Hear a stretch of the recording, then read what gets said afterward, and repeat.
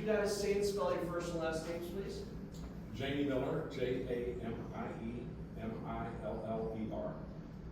Tom Gaitens, Tomgaitens. You guys are Florida delegates? I am. I'm a Florida guest. Got it. We just happened to be here at the Hyatt where there's a, looks like some historical precedent. On this site here, it was the assassination attempt of Teddy Roosevelt. It's pretty wild. So why don't we get your reaction to what just happened with the shooting? We were at the Brewers game, having a good time, and with the chairman of the Republican Party of Florida, a couple state senators, and about 20 of us, and came across our Twitter feed, and obviously shock, concern, and prayers. And echoes of Reagan, right? We felt like we're watching the same thing over again. We're a president. There's high concern for not only the safety of the president, but everybody's personal safety, because we don't know who did this. We don't want to speculate who did it.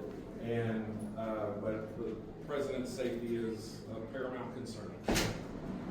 If it was a shooting, what is your reaction to it? Well, we do know it was a shooting. We don't know who did it. There's rumors out there. We haven't. But you know, I think for the mindset of the people who are watching, both in Butler and where we are here at the Republican Convention, is seriousness. Now it's less trivia, less excitement, less joy, and now we're focused on winning.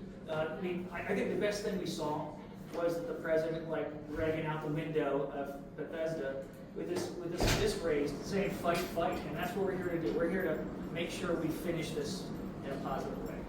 What do you want to see from Democrats in response to the shooting? A recognition of the responsibility for creating that environment that encourages someone to do something like this. Because we've watched the media on cable news, MSNBC, a lot of their pundits raise these ires over and over again, these realities, these comments about the seriousness.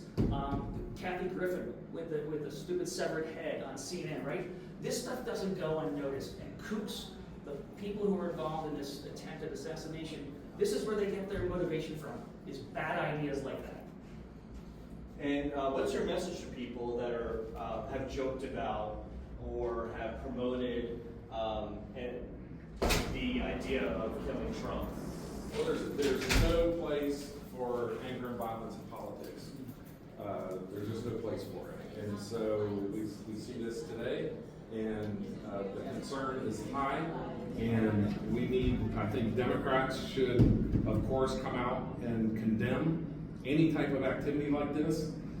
They should have done it during Black Lives Matter and refused to do it. We had 100 cities simultaneously on fire, and they didn't condemn that. Correct. And so this is the environment that Democrats have created, and we're seeing the outcome tonight. And thank God that this person was a poor shot, or that a breeze came along at the right time. And the president turned his head at the right moment. I mean, bull moose, right? I mean, this is just not an accident that we're standing in front of in an effort, a place where Teddy Roosevelt was targeted. Now Trump's been targeted. The country needs to take it seriously. Radical talk has to be put down. It has to be stopped. Now, Jamie's exactly right. The thing we have to focus on is positive policy. How we're going to bring the nation together, and it's not going to be through discord and violence. Jamie was right. Portland, 100 days of burnings and violence, and the Democrats did nothing. What we have to do, every one of these prosecutors has to pay attention.